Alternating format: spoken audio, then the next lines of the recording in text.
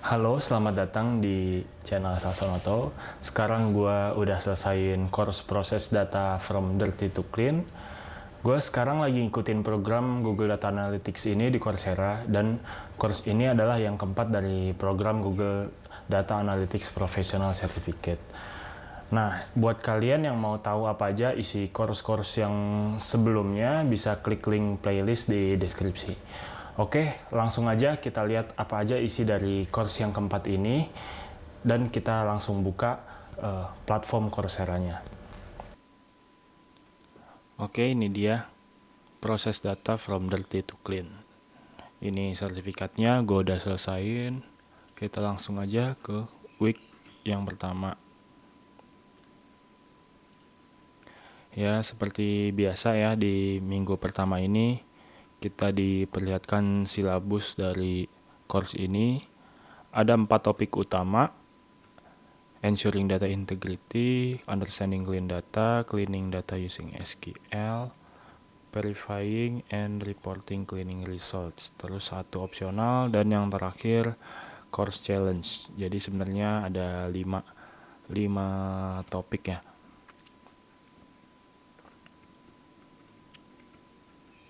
Oke, langsung aja kita ke data integrity and analytics objective.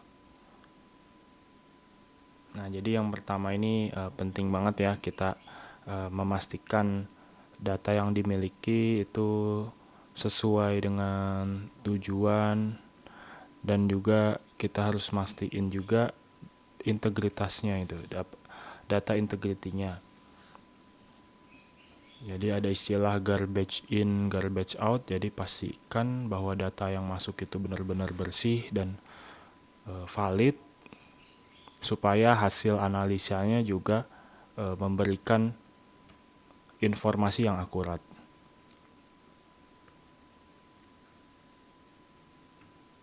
Kemudian overcoming the challenge of insufficient data. Ini jadi misalnya kalau kita menemukan masalah terkait kurangnya data, nah ini ada beberapa solusinya ya. Jadi yang permasalahan pertama, tidak ada data. Yang kedua itu datanya terlalu sedikit. Ketiga itu datanya salah dan banyak yang error misalnya. Nah, di sini diberikan contoh-contoh solusinya di kehidupan nyatanya. Oke. Langsung testing your data.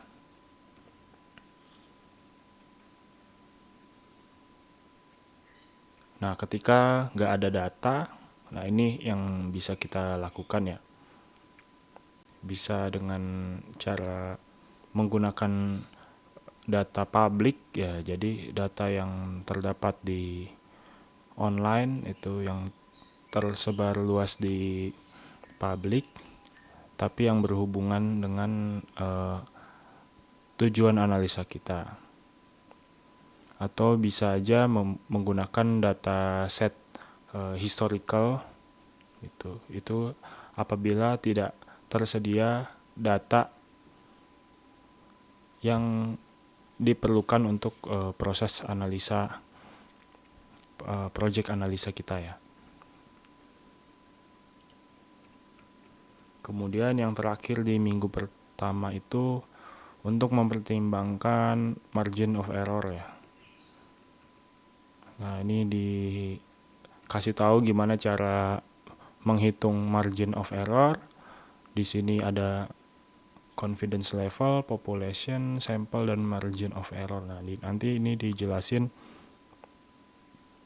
bagaimana cara menggunakannya dan apa maksud dari tiap-tiap keterangan ini ya.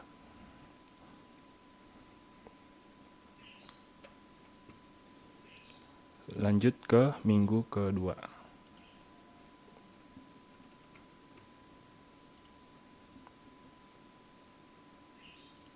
Nah, di minggu kedua ini kita dikasih tahu apa sih yang dimaksud dengan dirty data itu, atau data yang kotor itu maksudnya apa sih. Nah, ini contoh-contohnya. Jadi yang pertama itu datanya duplikat, lalu datanya udah outdated atau udah terlalu lama. Yang kemudian ada yang ketiga itu datanya kurang lengkap, kemudian datanya tidak tepat, dan data yang tidak konsisten. Nah, inilah yang dimaksud dengan dirty data. Di sini kita dikasih tahu juga bagaimana cara menanganinya. Untuk tiap-tiap kategori dirty data tadi itu ada kemungkinan penyebabnya dan potensi yang membahayakan di bisnis kita. Nah, ini adalah dampak dari dirty data itu ya. Misalnya ada di perbankan, itu data yang tidak akurasi itu menyebabkan biaya perusahaan yang lebih tinggi ya misalnya, dan lainnya sebagainya. Kemudian mulai melakukan cleansing data ya.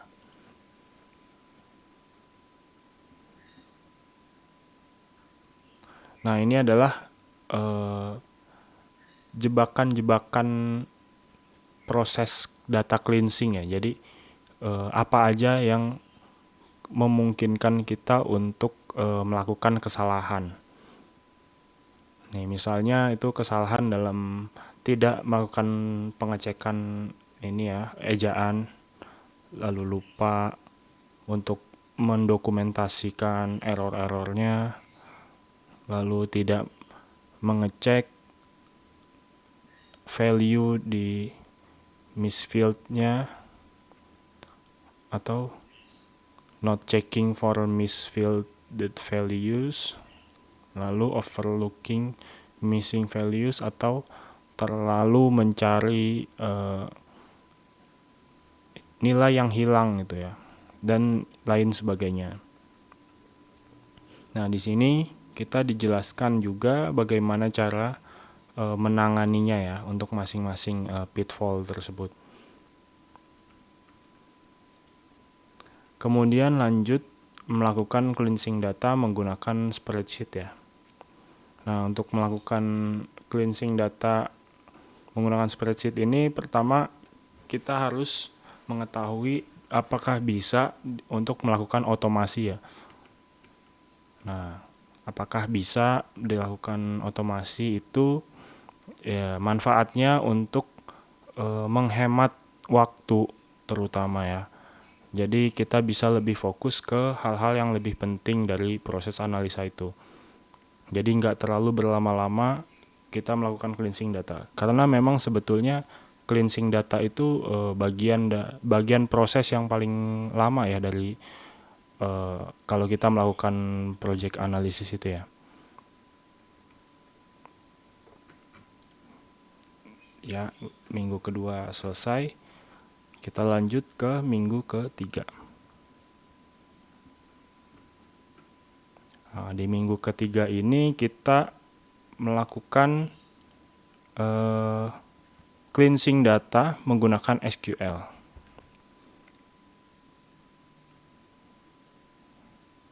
Nah, ini dijelaskan juga manfaat menggunakan SQL dibandingkan dengan spreadsheet. Nah, di sini ada fitur-fiturnya. Jadi kita menggunakan spreadsheet itu misalnya kalau datasetnya lebih kecil, nah sedangkan menggunakan SQL kalau datasetnya yang lebih besar ya.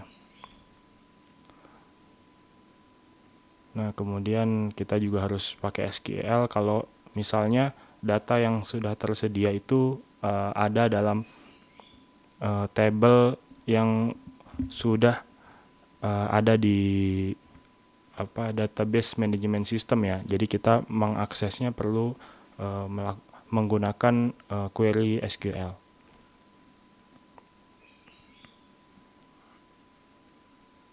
Ya, kemudian ini adalah SQL dialect. Nah, dialect itu maksudnya kan ada macam-macam DBMS ya, atau database management system. Jadi contohnya dialect MySQL itu bisa berbeda dengan SQL Server dan bisa beda juga dengan PostgreSQL. Nah, tapi di course ini kita khusus untuk mempelajari query-query yang standar atau yang digunakan dan bisa digunakan di DBMS apa aja. Semuanya itu DBMS menggunakan standar SQL ini. Gitu. Jadi untuk yang basic-basic kita pelajarin di course ini. Nah, ini dia mempelajari basic SQL query. Nah, di sini ada latihannya ya. Kemudian transform data. Nah, di sini juga kita latihan melakukan transform data menggunakan SQL.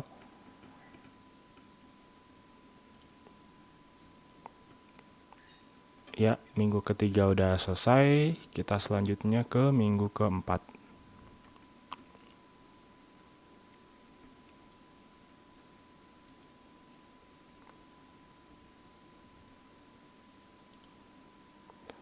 Nah, di minggu keempat ini kita melakukan verifikasi data cleansing ya. Jadi ini adalah checklistnya. Nah, ini bermanfaat banget ini. Jadi kita diberikan daftar apa aja yang harus dilakukan ketika kita melakukan cleansing data. Di sini ada banyak banget ya. Misalnya error dari sumbernya, kemudian null data, misspelled words, ini dan lain-lain sebagainya. Nah, yang tidak kalah penting juga kita harus confirm the business problem. Jadi dari keseluruhan proses cleansing data ini pastikan bahwa proses ini akan dari data yang sudah dihasilkan nanti bisa mengatasi permasalahan bisnis yang kita coba atasi atau yang kita coba analisa ya. Jadi jangan sampai sudah kita melakukan cleansing data tapi nggak nyambung sama dengan tujuan analisa kita itu. Jadi pastikan bisnis problem ini udah kita ketahui dan kita jadikan panduan dalam melakukan cleansing data itu ya. Kemudian documenting results and cleaning process. Nah, jadi di sini kita disarankan untuk membuat historical ya atau membuat historical log. Jadi tahap-tahapan apa aja yang sudah kita lakukan untuk melakukan cleansing atau melakukan version control. Kalau di sini sebutnya version control ya. Jadi kalau di Google Sheet itu dia ada edit history yang membantu kita mencatat atau mengingat apa aja proses yang sudah kita lakukan dalam melakukan cleansing data itu ya. Nah, kalau di Microsoft Excel itu ada track changes ya. Jadi kita harus accept dulu kalau kita mau melakukan perubahan ini ya atau melakukan version control untuk kembali ke tahap yang sebelumnya.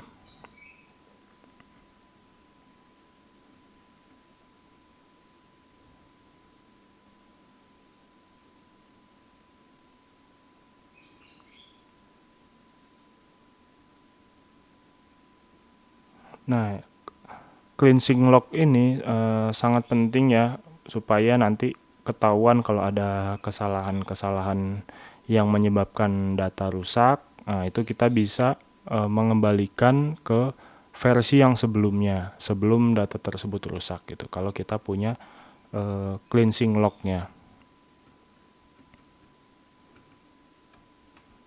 Oke, next.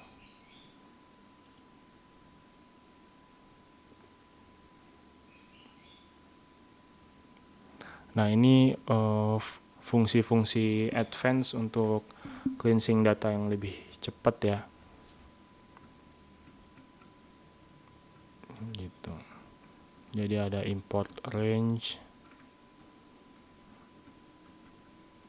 dan lain-lain sebagainya.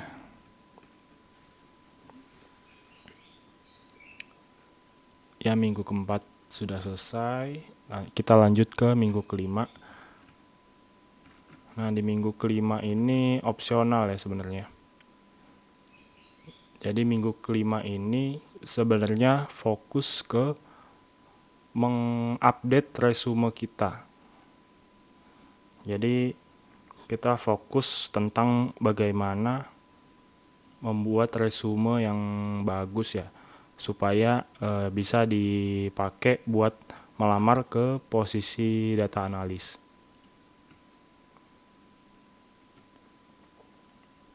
Nah, di sini juga kita diajarin untuk memahami elemen-elemen data analis, elemen-elemen yang bisa digunakan untuk ditulis di resume untuk data analis ya.